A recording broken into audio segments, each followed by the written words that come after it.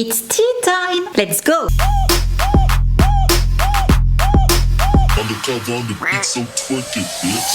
Bonjour, bonsoir tout le monde, je suis ravie de vous retrouver aujourd'hui pour une nouvelle vidéo avec une nouvelle capillosité, si je peux dire. Juste petite intro capillaire, j'ai tout coupé parce que j'en avais marre en fait, et aussi parce que mes cheveux étaient tellement abîmés qu'ils me suppliaient de les libérer, de les laisser aller vers la lumière. Donc voilà, c'est chose faite. Et sur ce, nous allons parler d'un sujet, je ferme la parenthèse capillaire, pas très gai, hein. Alors c'est pas récent, mais j'avais mis ça de côté quand je faisais mes recherches sur les séries télé, tout ça, et je suis tombée sur ce truc, j'ai dit mince alors, je suis passée à côté. Et en fait, je l'avais oublié. Voilà, j'ai oublié de vous en parler depuis.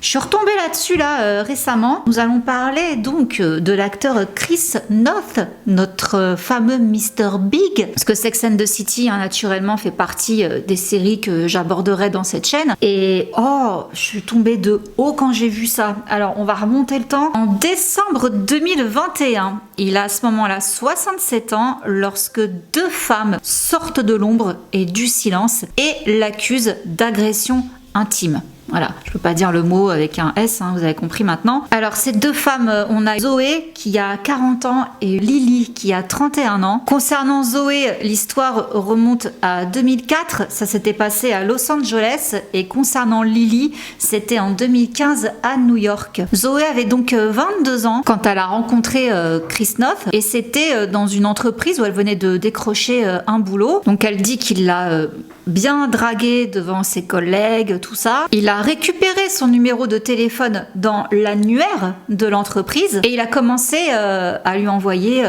plein de messages, à la bombarder de textos. Bon, vu qu'il a insisté lourdement, elle a fini par accepter de le voir, de le rencontrer. Et ça s'est passé dans la piscine de l'immeuble où il résidait. C'était sur West Hollywood, il était en train de tourner un film à cet endroit-là. Ensuite, ils se sont rendus dans son appartement, donc de cet immeuble où il était, Chris, et il l'a embrassée de force et il a abusé d'elle. Juste après, elle s'est rendue au Cedar Sinai Hospital où elle a une amie qui travaillait là-bas. Il y a deux policiers qui ont pris sa déposition, mais à ce moment-là, elle a refusé de donner le nom de son agresseur. Concernant l'autre plaignante, Lily, alors elle, donc comme je vous dis, c'était à New York. À cette époque, elle était serveuse dans un nightclub et elle a donc rencontré Chris lors de son service le 8 novembre 2015. Donc on a la date précise. Donc elle avait 25 ans, lui 60. Il l'a invitée à dîner, elle a accepté.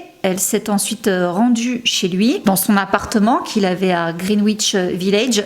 Parenthèse, Chris est marié quand même à ce moment-là. Donc voilà. Donc il lui précise qu'il est marié, père de famille, mais que la monogamie, c'est ringard. Et suite à ça, donc il l'a forcée à avoir un rapport avec lui, mais elle n'a pas porté plainte, malgré qu'une amie à elle lui avait dit de le faire, Elle l'avait vivement encouragée, elle a préféré ne pas le faire. Et pourquoi la concernant, elle parle maintenant? Elle dit qu'en fait, maintenant elle est journaliste et que quand elle a vu qu'il allait reprendre son rôle de Mr. Big dans Sex and the City, ça... Aïe, oh, j'ai oublié que j'avais mal. Oui, pour ceux qui me demandent où en est mon poignet, statu quo. J'ai enfin un rendez-vous lundi pour faire un EMG, je sais pas quoi. Bref, un examen complet pour voir quel muscle, quel tendon, tout ça est touché. 1 mois d'attente pour avoir un rendez-vous. Donc ça ne va pas mieux, voilà. Parenthèse pour ceux qui me demandent, vous êtes trop mignons d'ailleurs, ceux qui me demandent à chaque fois sous mes vidéos, ou même en DM sur Insta, comment va ton poignet et tout. Je vous remercie, vraiment, ça savez même pas comment ça me touche quand vous prenez de mes nouvelles. Ça va pas, ça va pas du tout. Bref, continuons. Parenthèse fermée, excusez-moi, j'ai divagué. Oui, donc ça l'a trigger quand elle a vu qu'il allait reprendre son rôle de Mr. Big parce qu'il y a encore eu une autre petite série. Et malgré qu'elle avait enterré ça depuis des années, là voilà, ça l'a réveillé. Il y a The Hollywood Reporter qui a contacté Chris Noth afin qu'il s'exprime sur ses accusations. Naturellement, il va pas dire oui c'est vrai, il a dit que c'était faux, qu'il reconnaissait par contre avoir effectivement rencontré ces deux jeunes femmes, mais que c'était des relations consenties. Et il souligne qu'il ne comprend pas trop bien pourquoi elles décident de faire ça toutes les deux maintenant. Niveau timing, il trouve ça bizarre. Mais en tous les cas, une chose est sûre, c'est qu'il n'a pas fait de mal à ces femmes. Les Les accusations portées contre moi par des personnes que j'ai rencontrées voici des années, voire des décennies, sont catégoriquement fausses. Les relations étaient consensuelles. Non veut toujours dire non. C'est une limite que je n'ai pas franchie. Il est difficile de ne pas s'interroger sur le moment où ces histoires sortent. Je ne sais pas précisément pourquoi elles font surface maintenant, mais je sais ceci, je n'ai pas agressé ces femmes. Nous avons l'actrice Zoe Lister-Jones qui a travaillé avec Chris Noth sur le tournage de la série Law & Order et elle, voici ce qu'elle a publié sur Instagram. Cet homme est un prédateur sexuel. Quand j'avais la vingtaine, j'ai travaillé dans un club à New York appartenant à Chris Noth et les rares fois où il se présentait, il était constamment et sexuellement inapproprié avec une autre promotrice.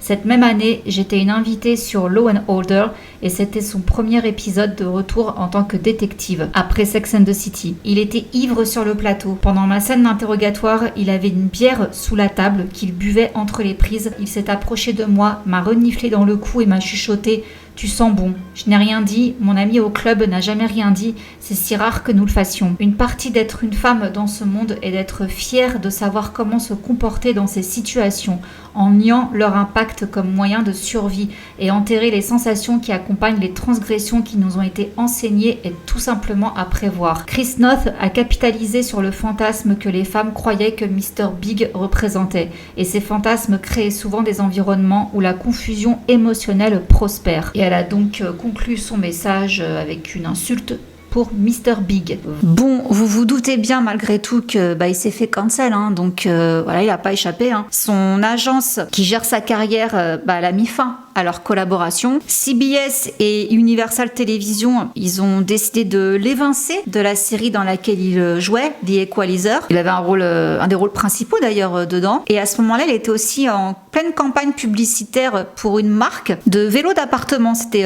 Peloton. Et ils ont supprimé la pub dans laquelle il apparaissait. La publicité a également disparu des réseaux sociaux de l'acteur Ryan Reynolds, qui a narré et produit le spot avec la société Maximum Effort. Et concernant donc la série spin-off de Sex and the City, donc qui s'appelle And Just Like That, il a été largement coupé au montage. Ça s'arrête pas là.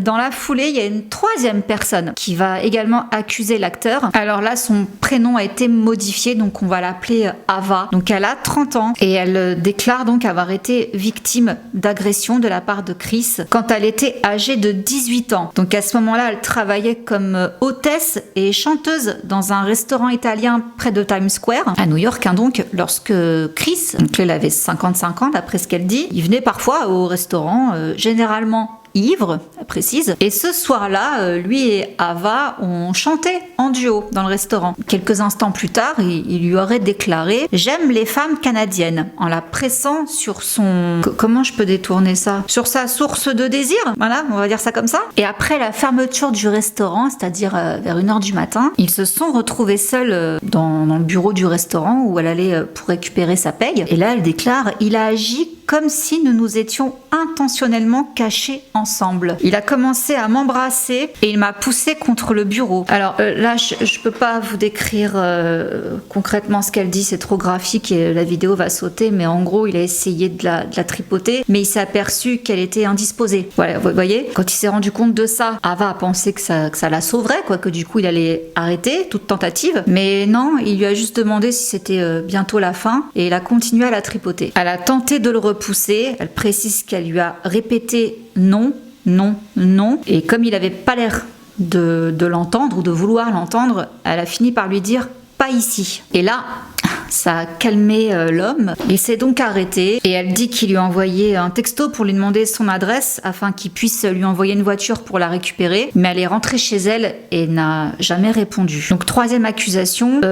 Encore une autre, une quatrième. Ouais, ça s'arrête pas, ça continue. Tout dans la foulée, tout en décembre 2021. Alors là, c'est une chanteuse-compositrice, elle s'appelle Lisa Gentle et elle dit qu'elle a été victime d'attouchement de la part de Chris à New York en 2002. Donc elle a déclaré lors d'une conférence de presse qu'elle a donnée sur Zoom que ce jour-là, en fait, Chris, il l'avait raccompagnée en voiture jusqu'à chez elle et qu'il avait insisté pour monter dans son appartement, qu'il l'a embrassée de force et qu'il a commencé à devenir agressif avec elle et qu'il l'a forcée à des attouchements. Elle l'a repoussé, elle lui a dit non, non, je ne veux pas. Ça l'a rendu furieux et il a quitté les lieux en l'insultant et il l'a rappelé le lendemain en lui disant que si elle ne gardait pas le silence, il briserait sa carrière. Alors, son avocate à cette jeune femme, on la connaît, je vous ai souvent parlé d'elle, c'est Gloria Allred. Son visage vous dit forcément quelque chose, hein. Je vous ai parlé d'elle dans l'affaire Bill Cosby. Elle s'occupe très souvent de ce genre d'affaires. Et elle a précisé également lors de cette conférence que Lisa ne porterait pas plainte parce qu'il y avait prescription. Ça remonte à presque 20 ans,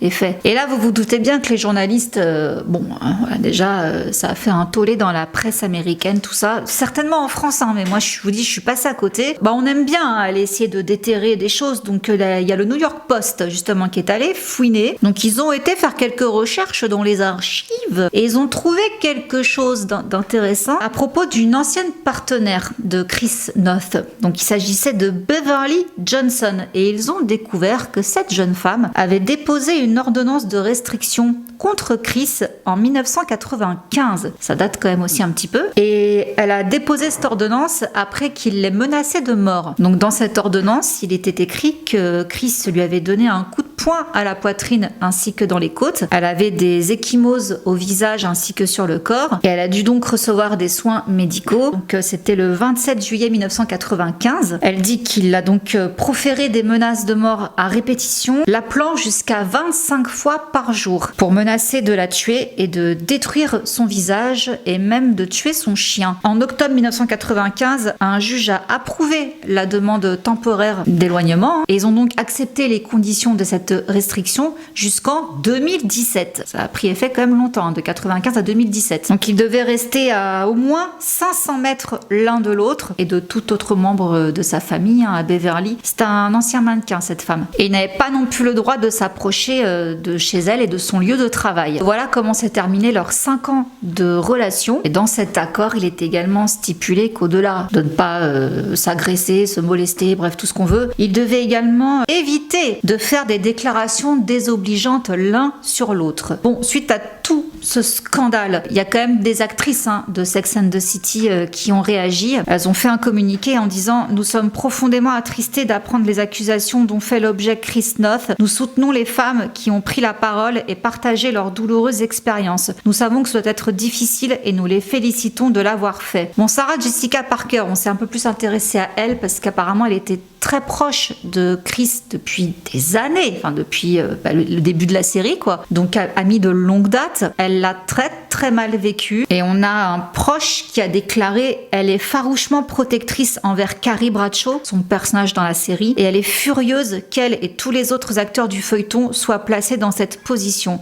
Il ne s'agit pas d'argent, mais plutôt de son héritage. Carrie voulait aider les femmes et maintenant des femmes disent qu'elles ont été blessées par l'un des acteurs de la série. Elle prend le pouvoir d'être Carrie Bradshaw très au sérieux et un grand pouvoir implique de grandes responsabilités. Bien qu'elle sache qu'il ne s'agit pas d'elle, mais de lui, elle a l'impression d'avoir déçu tout le monde. Elle ignorait tout de ces incidents. Elle est comme aveuglée et digère tout ce qu'il s'est passé. Alors, comme je vous disais, donc, il est marié avec Tara Wilson. Ils ont 2 enfants. Orion, qui est né en 2008, et Kits, qui est né en 2020, qui est tout petit, petit pichou. Suite à ces révélations, sa femme complètement effondrée, naturellement, les paparazzi n'ont pas perdu une minute pour aller la coller et prendre des photos d'elle. Donc, on l'a vue effondrée dans sa voiture, en train de pleurer, tout ça. Le tabloïd titrait que leur mariage ne tenait plus qu'à un fil, mais qu'elle voulait protéger leurs enfants, que c'était sa priorité numéro 1. Ils ont donc fêté Noël séparément, Noël 2021 donc, et un proche du couple disait en janvier 2022 à propos de Tara: le problème est que même si Chris Noth n'a pas agressé ses femmes, il a quand même eu des rapports avec ses femmes et donc il a trompé Tara. Est-ce qu'ils ont divorcé? Sachez que non, ils sont toujours mariés. Le cinéma, a priori, j'ai vu qu'il reprenait le chemin des studios sur un film. Et l'histoire s'arrête là, en fait. Il n'y a aucune accusation qui a donné lieu à des poursuites judiciaires ou une enquête. Voilà, apparemment, c'est statu quo. Sa femme est toujours avec lui, donc j'imagine qu'elle a passé l'éponge. Les actrices, apparemment, ne lui parlent toujours pas. Quoi penser? Je ne sais pas. Encore une fois, moi, si vous voulez, ces affaires-là, c'est toujours délicat pour moi de me faire un avis parce que là, il y a peu de matière en plus. Hein. On n'a pas accès à tout le dossier, il n'y a pas grand-chose et en plus, c'est des faits prescrits. Donc, ça n'a pas donné lieu à de plaintes réelles. On ne peut pas porter plainte pour des faits prescrits, malheureusement, et on ne peut pas du coup ouvrir d'enquête. Alors, je rappelle, hein, je le rappelle tout le temps que tant que personne n'a été jugé coupable, il est présumé innocent. Donc oui, ça, on va pas le remettre en question. Mais à chaque fois, voilà, je vous donne mon avis. Hein. Il y en a certains que je crois innocents. Vous savez lesquels, on en a déjà parlé, débattu, tout ça. Pour le coup, je pense qu'elles ne mentent pas.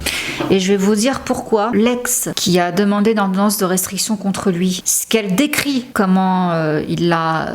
Voilà. Il y a eu forcément donc un rapport médical puisqu'elle a eu des soins médicaux. Donc il y a des preuves pour avoir été aussi violent avec une femme. Je crois donc que cette personne-là est capable de tout le reste. Voilà. Après, attention, oui, j'entends bien. C'est pas parce qu'il a cogné une ex que forcément c'est quelqu'un qui abuse des femmes en série, tout ça, machin. Certes. Mais moi, voilà, là, j'ai un gros drapeau rouge, quoi. Quelqu'un qui est capable de laminer une femme comme ça, pour moi, il est capable de tout le reste. Donc, voilà, si vous voulez mon avis là-dessus, pour son cas à lui, moi, je veux bien croire les femmes, hein. Là, ça sent pas bon. Ça sent pas bon du tout. Voilà, malheureusement, je vous dis, hein, j'ai fouillé parce que ça remonte donc à décembre 2021. Depuis, statu quo, hein, y a rien. Il s'en sort. Alors, tant mieux. S'il est innocent, s'il l'est pas, il a de la chance. Et donc voilà, écoutez, je tenais à faire une vidéo là-dessus parce que, comme je vous disais, un jour le tour de Sex and the City viendra et je parlerai des actrices, mais à chaque fois, vous avez remarqué, je peux pas parler de tous les acteurs. Je sais que certains me disent « Ah, mais t'as pas parlé d'un tel ou d'un tel ». Mais je peux pas, les vidéos dureraient 5 heures. Enfin là, si je devais parler de tous les acteurs d'une série, on s'en sortirait pas. Donc naturellement, je privilégierais les femmes. Et voilà, Chris, j'ai préféré parler de son cas à part parce que ces histoires-là, enfin ces accusations, je les trouve quand même très graves. Donc je sais pas, qu'est-ce que vous en pensez? Est-ce que donc une vidéo sur Sex and the City, ça vous branche, hein? Voilà, c'est pas pour tout de suite, hein, parce que bon, je viens de faire Pretty Little Liars, on va attendre un petit peu. Et vous m'avez demandé tellement d'autres séries, donc voilà, tout est noté. Mais voilà, est-ce que vous aviez entendu parler de cette histoire? Parce que moi, je vous dis, hein, ça m'a... Oh, déçu. Et choqué. Franchement choqué, quoi. Non, voilà. Bon, bah écoutez, sur ce, je vous laisse. On se retrouve dans les commentaires, hein, voilà. Et sur ce, je vous fais plein de gros bisous. Et je vous dis à très vite pour une prochaine vidéo. Mouah. Bisous, ciao.